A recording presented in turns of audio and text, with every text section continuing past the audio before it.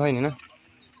Hello guys, welcome back to my YouTube channel. তো আজকে আমরা এসেছি কৃষ্ণনগর রাজবাড়ি, যেখানে আমাদের সবাই ছোট থেকে বড় সবাই ভালোবাসে যে গোপাল ভাঁড় কার্টুন, সেই কার্টুনের আজকে কৃষ্ণচন্দ্র বাড়ি এসেছি আমরা। তো পুরোটাই দেখাচ্ছি আপনাদেরকে যে রাজাদের কতটা এরিয়া নিয়ে রাজাদের রাজবাড়িটা। চলো দেখি কত বড় রাজবাড়িটা।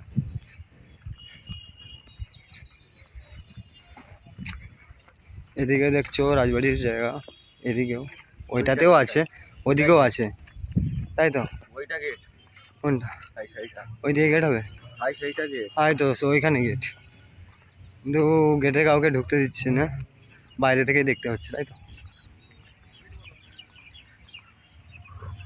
চলো ধর দেখি, ধর।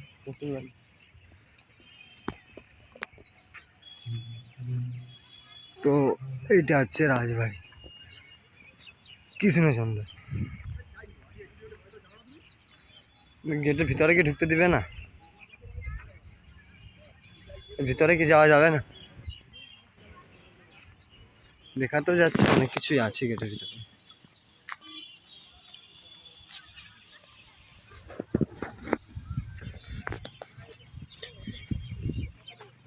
এবার হাই তো বলে দে।